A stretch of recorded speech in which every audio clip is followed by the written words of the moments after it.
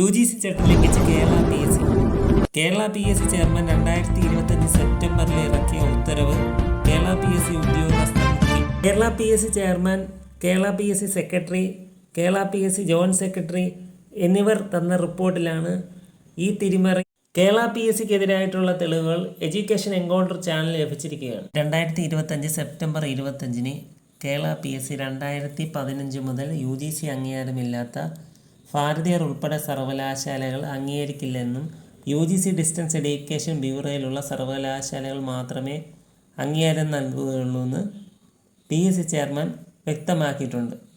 ഇത് വിവരാവകാശ രേഖയിൽ പറയുകയും ചെയ്തിട്ടുണ്ട്.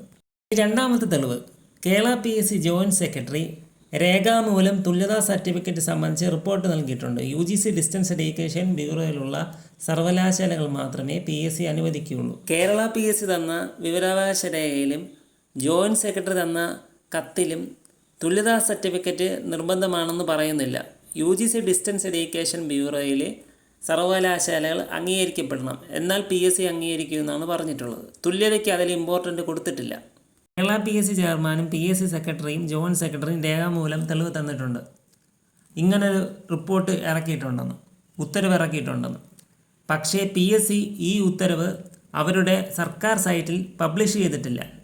ഇത് പബ്ലിഷ് ചെയ്യാത്തതിന് പ്രധാന കാരണം തുല്യതാ സർട്ടിഫിക്കറ്റ് നൽകുന്ന സർവകലാശാലകളെ സപ്പോർട്ട് ചെയ്യാനാണ്. അതുപോലെ തന്നെ അനർഹരായവരെ തുല്യതയുടെ മറവിൽ സർക്കാർ ജോലി നൽകാൻ കൂടിയാണ്.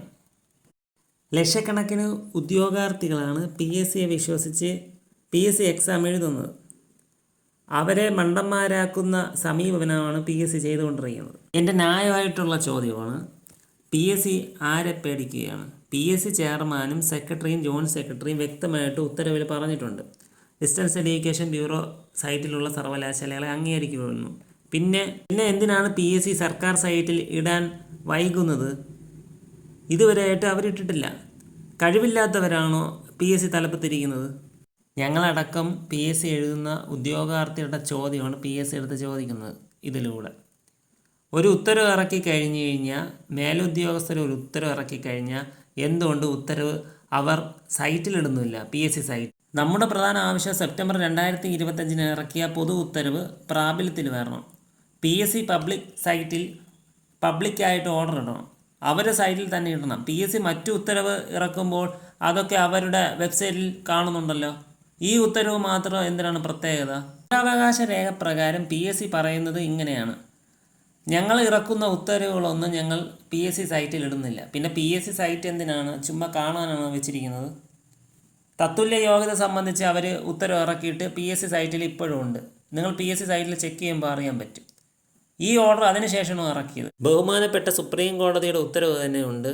ഉന്നത വിദ്യാഭ്യാസ മേഖലയും സർവകലാശാലകളും സർക്കാരും UGC ചട്ടം പാലിച്ചു വേണം മുമ്പോട്ട് പോകാനെന്ന്. അത് PSCക്കും ബാധകമാണ്. PSC ഒരു ഭരണഘടനാ സ്ഥാപനമാണ്. ആ ഭരണഘടനാ സ്ഥാപനം ഇങ്ങനെ ചെയ്യുന്നത് ശരിയാണോ? കേരള PSCയുടെ ഭാഗത്ത് ന്യായം ഉണ്ടെങ്കിൽ PSC ഇറക്കിയ ഓർഡർ വിദ്യാർത്ഥികൾ, ജനങ്ങൾ കാണാൻ വേണ്ടി അവർ കേരള PSC വെബ്സൈറ്റിൽ ഇടണം. ഉത്തരവ് ഇറക്കിയിട്ട് ചുമ്മാ എല്ലാ ഉദ്യോഗസ്ഥരുടെ കയ്യിൽ വെക്കാനാണ് ഉത്തരവ് ഇറക്കുന്നത്. ഇത് സർക്കാരിന് പോലും അയച്ചു കൊടുത്തിട്ടുണ്ടോ എന്ന് ഡൗട്ടുണ്ട്. വിവരാവകാശ പ്രകാരം തെളിവോടുകൂടിയാണ് ഞാൻ ഈ കാര്യങ്ങൾ പറയുന്നത്. ഞാനടക്കമുള്ള ലക്ഷക്കണക്കിന് വിദ്യാർത്ഥികൾക്ക് PSCയോടുള്ള വിശ്വസ്തത നഷ്ടപ്പെട്ടിരിക്കുകയാണ്. PSCയുടെ ഭാഗത്ത് ന്യായം ഉണ്ടെങ്കിൽ, ഞാൻ പബ്ലിക്കായിട്ട് തന്നെ പറയുകയാണ്, PSCയുടെ ഭാഗത്ത് ന്യായം ഉണ്ടെങ്കിൽ PSC ഇറക്കിയ ഉത്തരവ് PSC സർക്കാർ സൈറ്റിൽ ഇടണം. അപ്പോൾ PSC ന്യായമായിട്ട് ഉദ്യോഗാർത്ഥികളെ സംരക്ഷിക്കണമെന്ന് ഞാൻ ഉറപ്പിച്ച് പറയാം. അല്ലെങ്കിൽ ഉടായ്പെന്ന് തന്നെ ഞാൻ പറയുകയാണ്. PSC ഈ ഉത്തരവ് വെബ്സൈറ്റിൽ ഇടാത്തത് കാരണം ലക്ഷക്കണക്കിന് പേരെ പറ്റിക്കുകയാണ്. UGC ഡബ്ബ് അംഗീകാരമുള്ള സർവകലാശാലകളിൽ പഠിച്ചവരും ഇതിൽ ഇരയായിക്കൊണ്ടിരിക്കുന്നു. PSCക്ക് എഗെയിൻസ്റ്റ് ആയിട്ട് ഞാൻ ഇങ്ങനെ വീഡിയോ ചെയ്യുമ്പോൾ പലർക്കും സംശയം തോന്നിയേക്കാം, ഇവ എന്തിങ്ങനെ പറയുന്നതാണ്. അത് വ്യക്തമായിട്ട് പ്രൂഫുണ്ട്. സംശയമുള്ളവർക്ക് എന്നെ കോൺടാക്റ്റ് ചെയ്യാവുന്നതാണ്. തെളിവുകൾ അവർക്ക് ഞാൻ നൽകുന്നതായിരിക്കും.